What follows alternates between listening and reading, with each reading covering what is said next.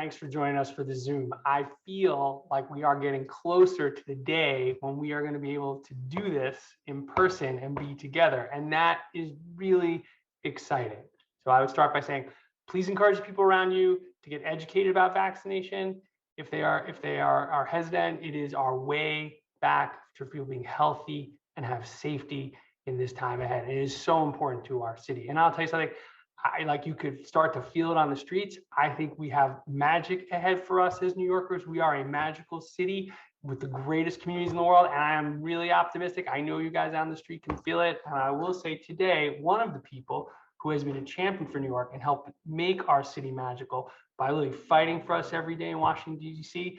is our speaker, United States Representative Grace Meng. Thank you for being with us. Grace was first elected to Congress in 2012 to represent New York's 6th district in Queens. You all know how much we love Queens around here. Thank you, Melvin and Ed.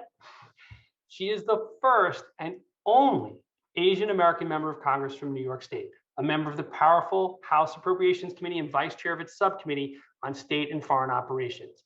And while there are many notable achievements in her tenure in Congress worth recognizing, from work on child safety to protecting public housing residents, helping small business, and more, today we are focused on an urgent issue, the anti-Asian American hate and violence that is plaguing our city, our state, and our country. As vice chair of the Congressional Asian Pacific American Caucus, Grace has been leading our country in both action and dialogue to combat this crisis. Just last week, by a vote of 94-1, with Senator Josh Hawley being the one no vote, the Senate passed her and Senator Mazie Hirono's COVID-19 Hate Crimes Act, which seeks to address the surge in anti-Asian violence and hate stemming from the pandemic. At a time when it is nearly impossible to get agreement on just about anything in Congress, her leadership helped build consensus to take action on behalf of our AAPI communities who have been crying out for help. Next, House is expected to take up the legislation in May.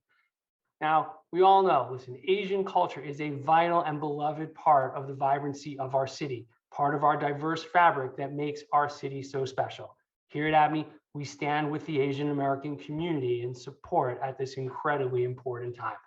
Attacks against our Asian American friends, colleagues, neighbors are appalling, unacceptable, and an affront to everything we stand for as New Yorkers. Our city has an incredible heritage of being a beacon of light for the world, for all cultures, for us standing together. But that light only continues to shine if we are vigilant and we protect it, and we actually protect each other. Congresswoman Meng, we are so happy to have you here today to speak to us.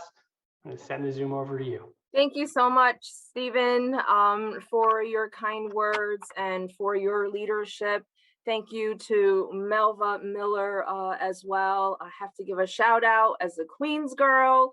And I know Stephen has some Queens roots, so we'll show that off in the future as well. But really want to thank the entire ABNY family for the constant work that all of you are doing in your own ways to make New York the best place to live and work as it is. And I want to give a special shout out to all of you for your tireless efforts during the period where we were going through the census.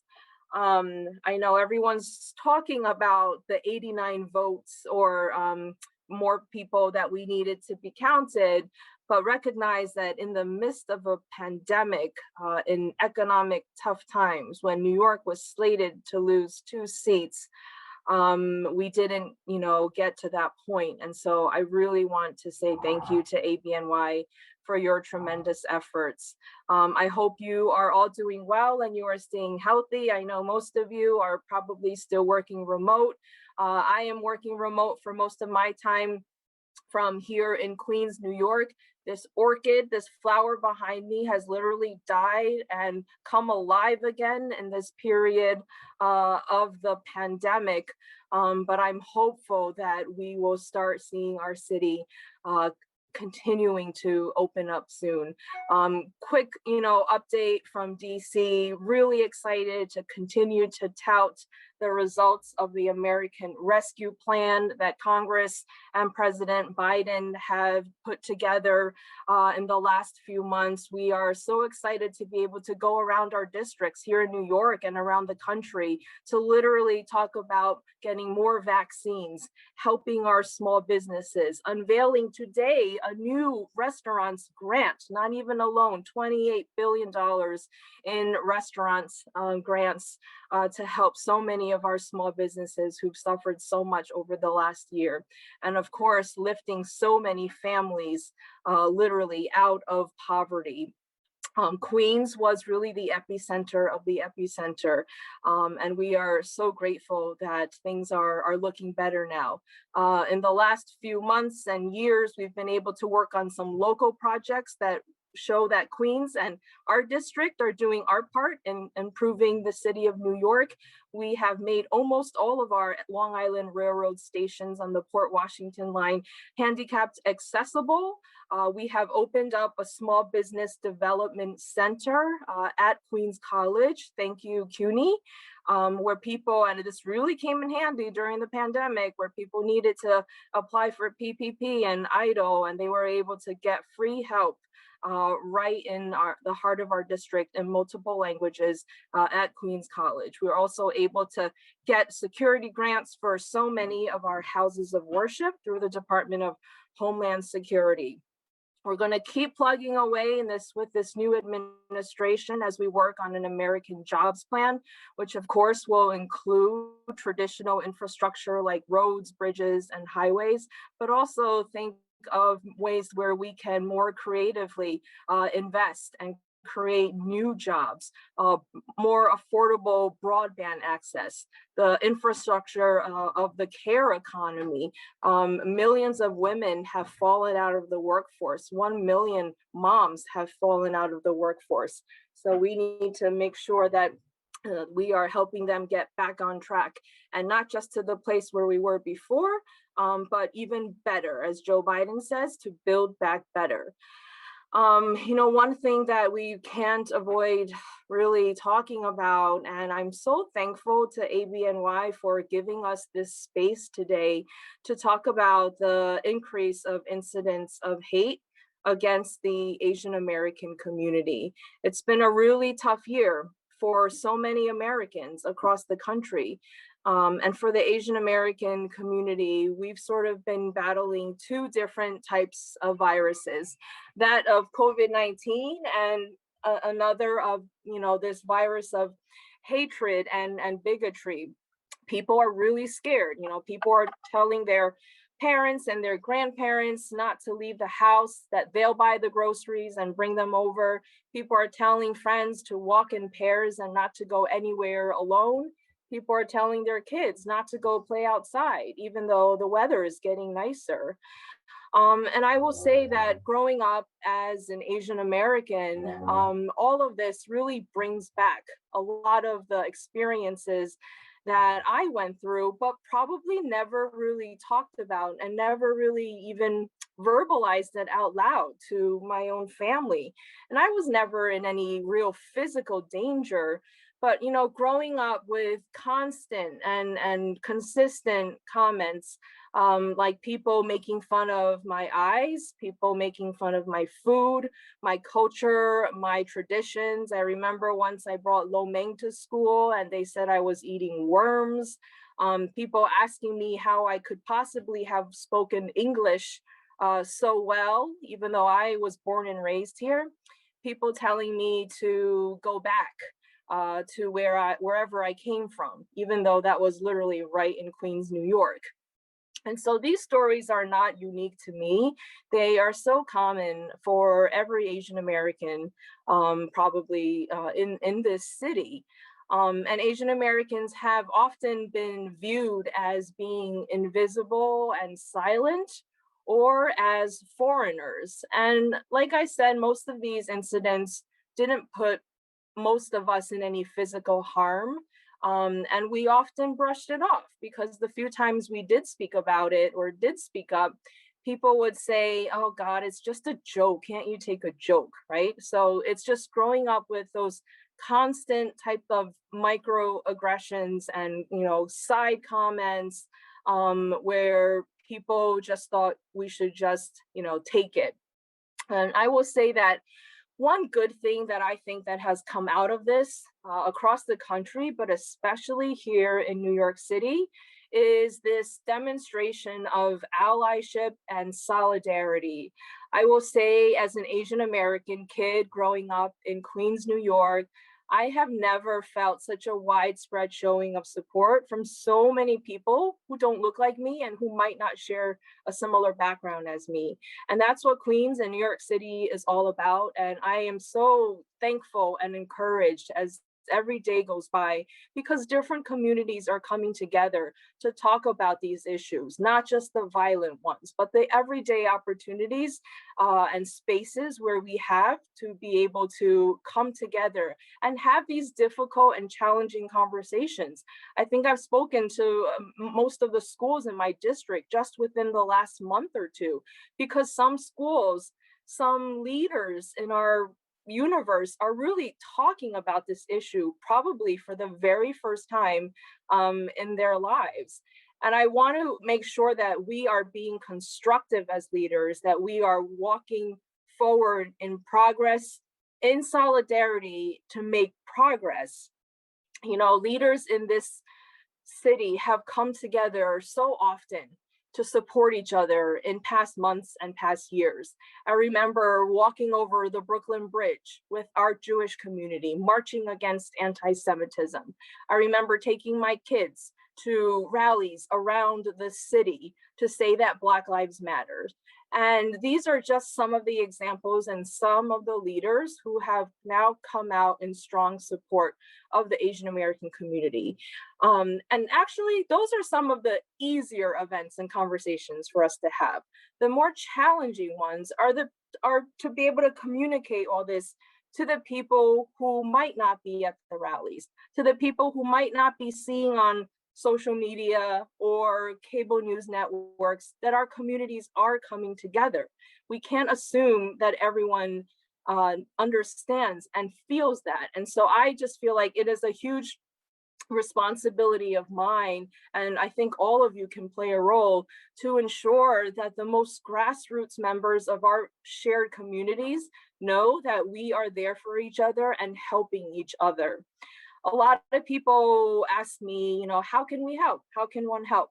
I think there's a really wide spectrum of ways for people to help. You have people who are super well versed in some of these issues. They've written books, they're journalists, whatnot. But then there are also the people who approach me and say, I've never gone to a rally before. I've never emailed a politician. I've never spoken up at a local, school council meeting. I don't know how to advocate for myself. And this is when I say that I'm also thankful for allyship with other communities, because oftentimes the muscle and the vocabulary of advocacy in the Asian American community is relatively young and relatively new. And we've learned so much from many of the leaders, even right here on this Zoom today, on how to be more effective advocates for other communities and also for our own communities. And so there's so much knowledge to share, so many best practices that we need to be very intentional about sharing with our various communities.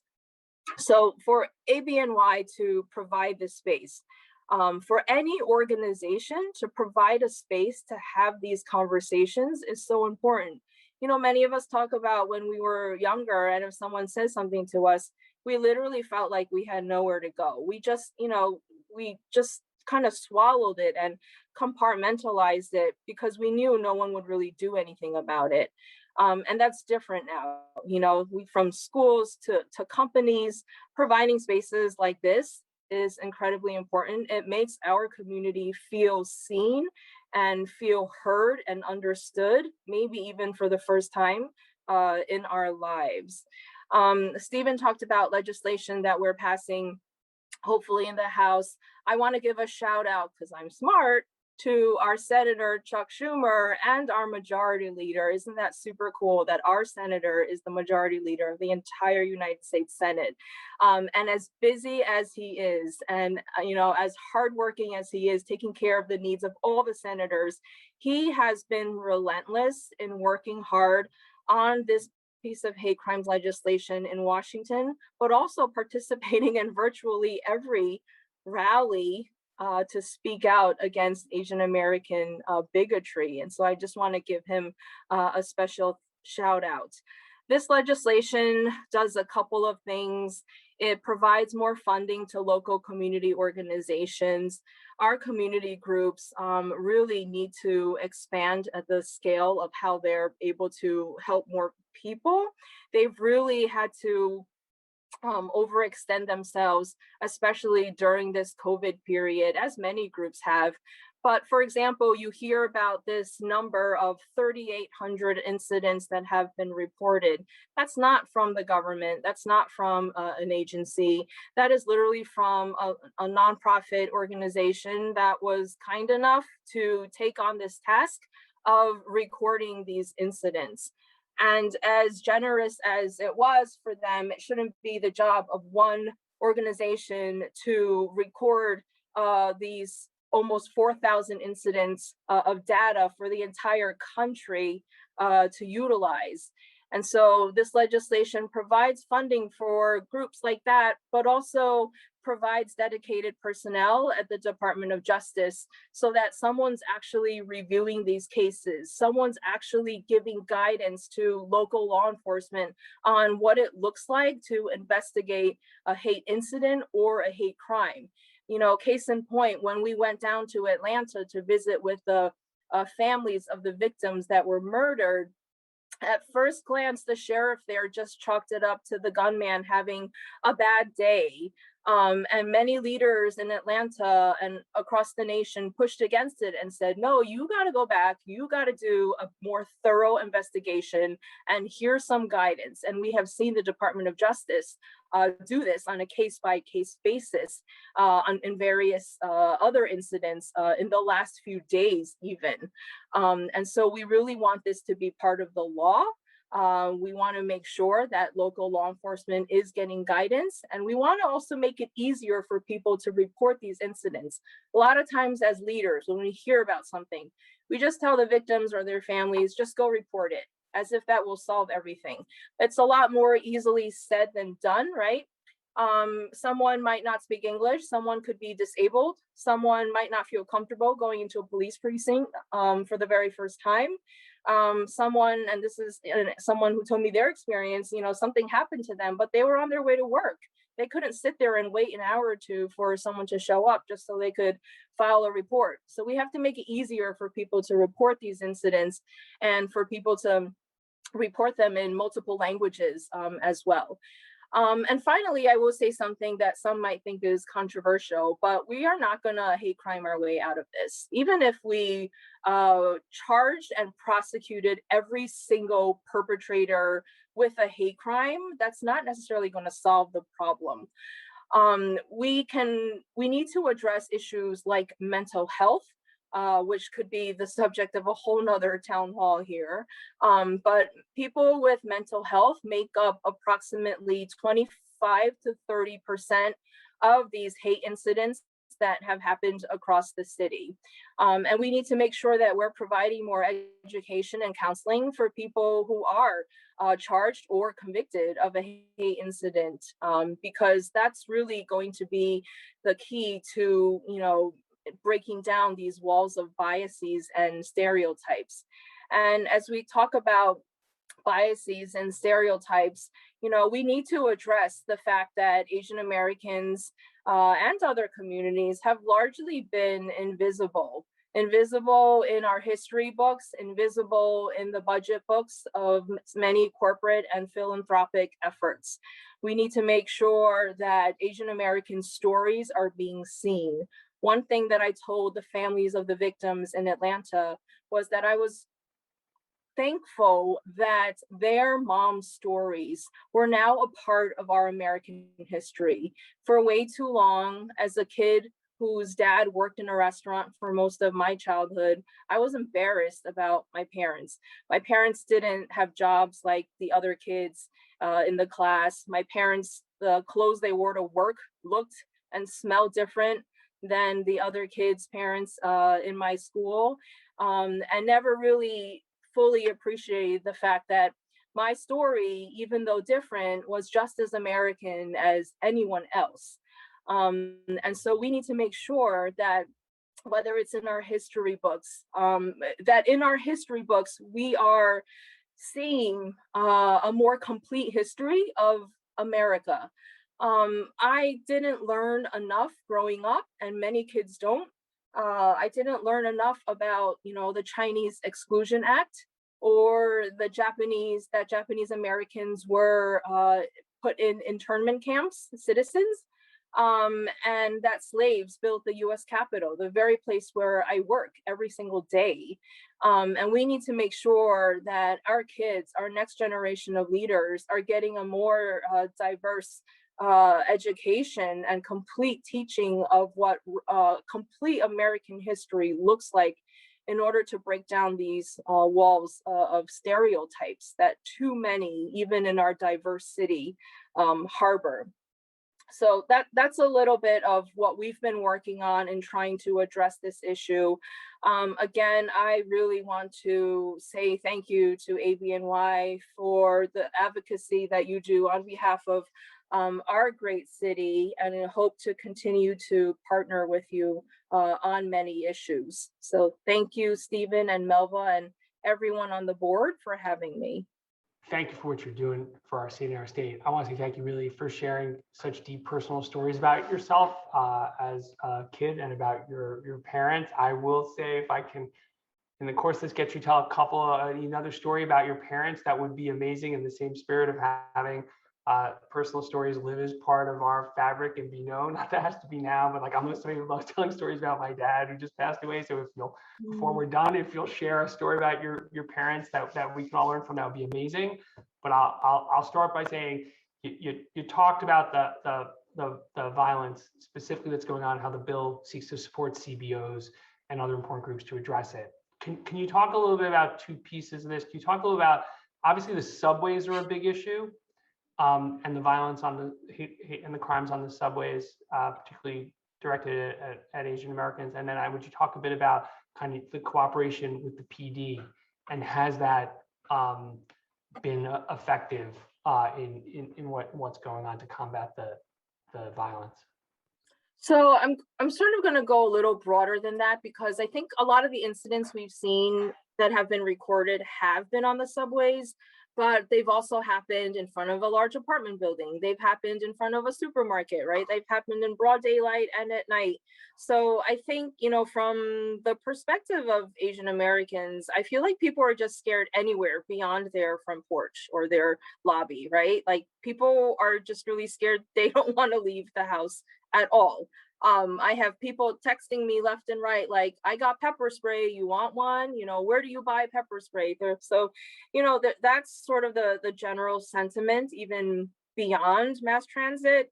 And I do want to acknowledge Mayor de Blasio, because he has really been outspoken, him and his team, from day one on this issue, whether it's giving us opportunities to work with the Human Rights Commission in the city, or the task force that was created. And I also want to give a shout out to Attorney General Tish James, because she's been super vocal in expanding the hate crimes hotline that her office created. And they also, like what I want at the federal level, they have dedicated personnel in her office now working on hate crimes.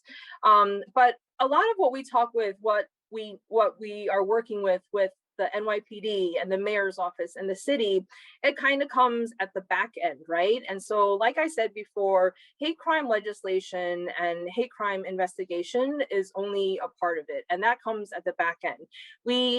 This is a very complex problem and solution, so we also have to address it at the front end, which is why I talk about issues like mental health, education, providing space for people to make sure that they know that each other's communities are supporting each other, because you and I know that on this call, right? Like I know that Reverend Sharpton's been out there, NAACP, Hispanic Federation, all of these organizations, ADL, HAC, they've been on the forefront publicly, you know, at press conferences with their own communities, talking about this issue, but many in our communities still don't. And so I think a lot of the most challenging work actually has to go in from the front and middle ends as well.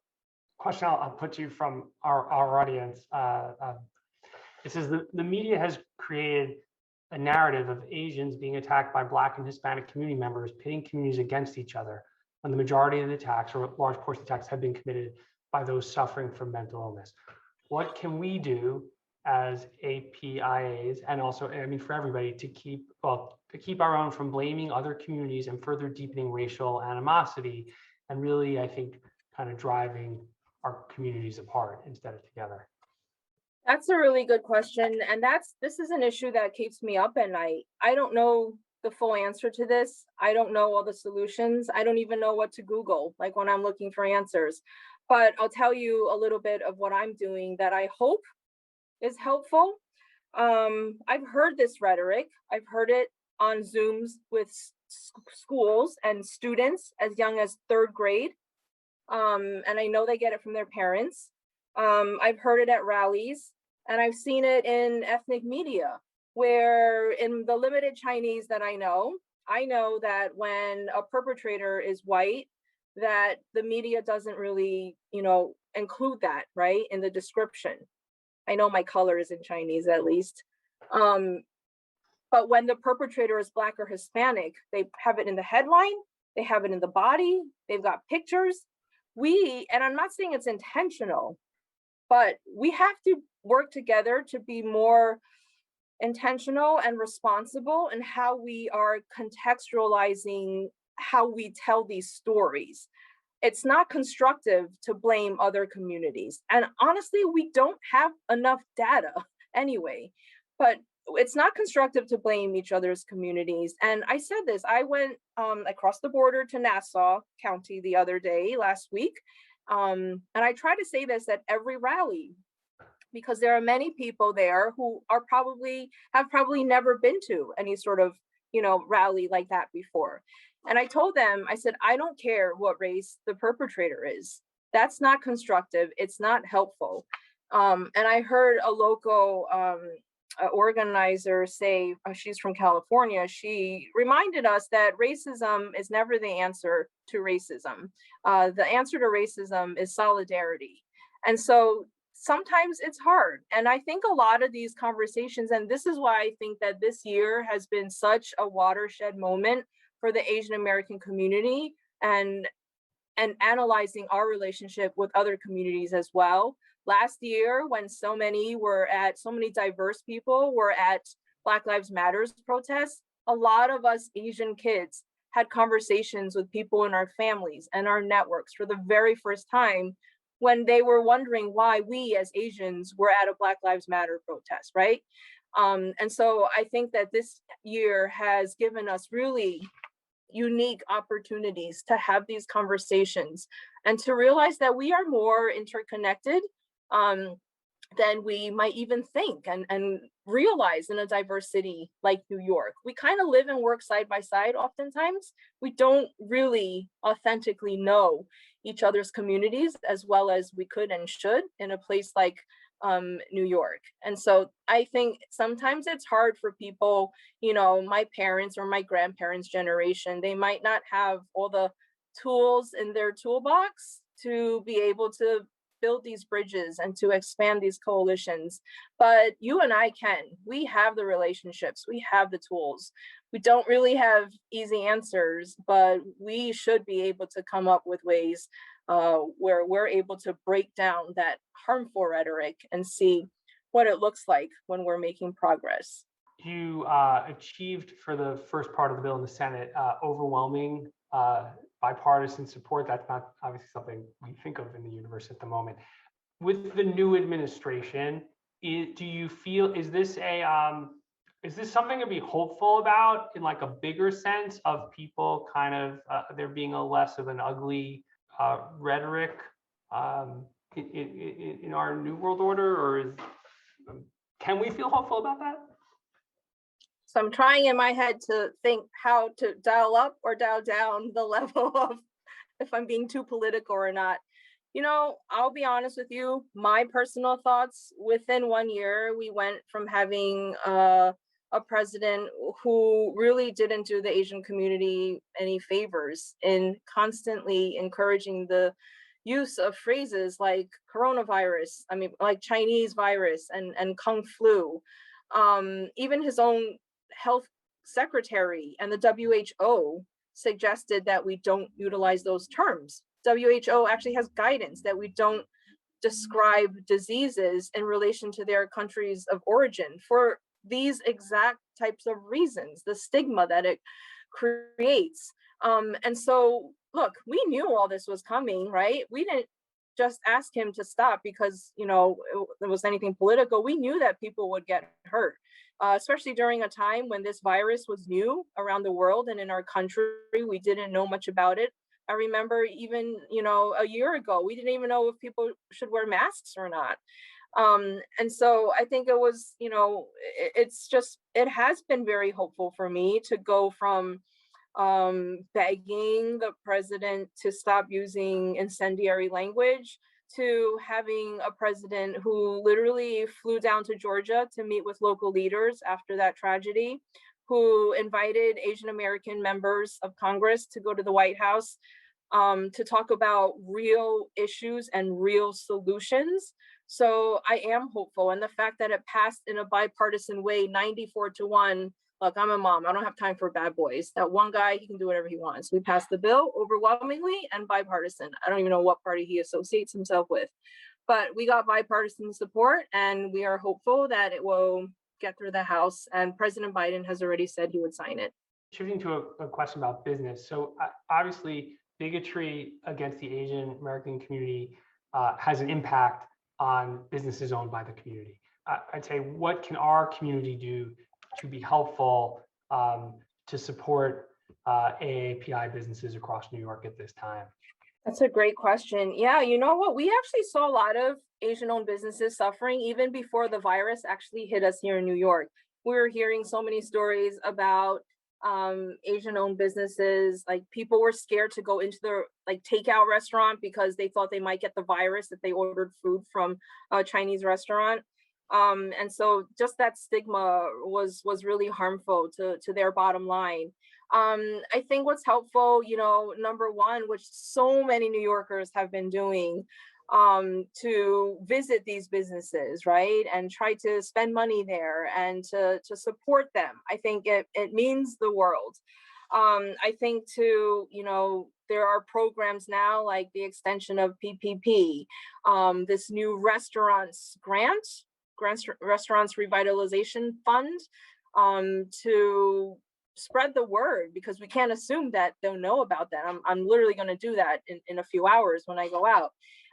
But to spread the word. And I will say, I'll put in a plug that's completely unrelated. But a lot of smaller businesses, minority owned businesses, have often told me that they don't feel like they have enough help with cutting bureaucratic tape, and sometimes that borders on legal issues. They might not have enough profits to have a lawyer on retainer, for example. And so it could be anything that they are concerned with that impacts them, from workers' comp issues, Department of Labor, to health and sanitation fines, right? There are real obstacles sometimes to a lot of small businesses and many minority communities in accessing the support that they need. In shifting to some other questions and broadly about the city and the pandemic, can I ask what you're seeing in your own community in terms of vaccine adoption, and do you feel that it's moving in the right direction, or is there more we have to do collectively in that account? So there's always more to do. I am finally at a point where I feel somewhat content with the rollout of vaccine accessibility. My district, my congressional district, was one of the last to receive a permanent vaccine sites. We had pop-ups at best once in a while. And I want to say that now we have a few more permanent sites, and I just went to a mobile vaccine site from the mayor's office in Flushing. They have a van providing vaccines for a few days right outside of one of our NYCHA complexes in the heart of downtown Flushing. But we still need more. The vaccination rate in my district in any given neighborhood at best is about 50%. So we're not where we need to be yet. Although the positivity rates in my district, we monitor this every day with data from the city and state. The positivity rates have gone down, but we do want to see the vaccination rates continue to go up. And I think that as the vaccines are coming to the neighborhoods, and what's smart of the city is they're partnering with local organizations that everyday people know and trust. We're seeing more willingness for people to get vaccines, because it's also been hard for people to sign up online. I mean, I spent a good chunk of the earlier months, every non-English speaking person I knew in my life, from relatives to neighbors, they would ask me to help them schedule a vaccine because they couldn't do it. They either don't have a device or broadband access, or they don't, they aren't comfortable with the English language to be able to go online, to be able to, get an appointment. So there's more to do, but we're headed in a good direction. As you mentioned, NYCHA, I want to ask a NYCHA question. Obviously, a lot of the problems in housing have been exacerbated by the pandemic. First, are things getting better in NYCHA? Are you feeling things getting better at all in terms of the practical problems it's had over the years to decades for your constituents? And if not, are there other things that we need to push for to make things get better? I mean, in general, I think it's been great to work with the Biden administration as we provide more funding for the city and more funding for affordable housing. I have 3 NYCHA complexes in my district. One of my top concerns is still the presence of lead and the lack of heat and gas way too often for way too many of my constituents who are cooking holiday dinners, oftentimes with one of those, stovetop, I forgot what they're called. But that shouldn't be the case. And so, yes, there's more funding, but we need to make sure that they are being able to access it and make the proper repairs that they need, just to have, a good quality of life, like any other person. Your mom, you mentioned your kids getting back in school. Obviously, it's been, I also have little kids. It's obviously been a really rough time with Zoom education and trying to keep everybody up. So I'd say is, where do you think we are? And do you feel there's a gap? And if so, do you support something like summer school? What do you think we can do to kind of not let this generation of kids fall a full year to a year and a half behind because of COVID? Oh, that's a tough question. I don't want to overstep and, misrepresent anything that the city and the state are working on. I'm thankful to the state for giving the city many billions of dollars in owed funding for our New York City schools. And as we talk about schools and as we talk about lead, there's the lead infrastructure with lead in our schools. I know the Senate passed legislation, I think yesterday, to help address this issue, but our kids can't even drink out of the water fountain at our local schools, at our local parks, and Queens is actually amongst the worst. And so, one of the issues that I had actually been working on prior to the pandemic was this issue of broadband access. And I didn't necessarily think about it from the perspective of a New Yorker. I was one of the officers of the Democratic Party for the last 4 years and got to travel around the country. I went to 20 some states and saw way too many cases where there were students or families who had no internet access, or they had to go do their homework in, the parking lot of a fast food restaurant, or to borrow a hotspot from the library when it was open. So this is 12 million kids on a good day before the pandemic. And then the pandemic hits. And, unfortunately, it makes a lot more sense to people in Congress why we need to work on this. There are very easy and quick ways through hotspots or the E-rate programs, through the FCC, where we're able to get many more people affordable internet access as much as possible. But internet it's a human right. It's like having electricity. It's like having clean water. If we want to be serious about getting our kids back to school and to help make up for this year that some might have lost, we don't, even fully know how many kids have not been in the school system. I was fortunate enough to be home mostly during the day where I could watch my kids and make sure that they were on the computer and that they had their own devices and that they were able to somewhat participate in class. But that's not possible for every family and every kid. And so we need to really help overcome that gap for way too many of our students here in New York. Is there anything our community can do to be helpful in this regard? It sounds like you're saying that the light has gone on in government, that there's a real recognition this is important. Yeah, definitely. I mean, we want to make sure that we had about 7 billion in the American Rescue Plan for broadband access. We also, our job is not done. We want to continue to make sure that we're working with our private sector and government as well to make sure that the infrastructure is there. I think with our upcoming jobs plan, there will be space for collaboration to increase the number of people who have access to the internet as well. So maybe something there. All right, if I can ask you just one final question, if I could end on your parents. Your parents obviously raised a congressperson, and the first Asian American congressperson from our state. So I would say, is there anything you can tell us either about them or what they taught you that helped you get to where you are today as the trailblazer you've become? I'm not going to talk about my parents. I'm going to talk about my grandma because she's my favorite. She was my roommate during law school. We're tight. And I finally got her to get her vaccine, so I'm happy. My grandma was the first one in our country and our family to come to this country. She worked as a housekeeper, and then later on, my parents came over. And she never went to high school or college. She never ran for office or anything. But in her broken English and very limited skills, she has taught me so much. And if I had to name one person who has given me the most and the best advice in being a responsive elected official, it's her.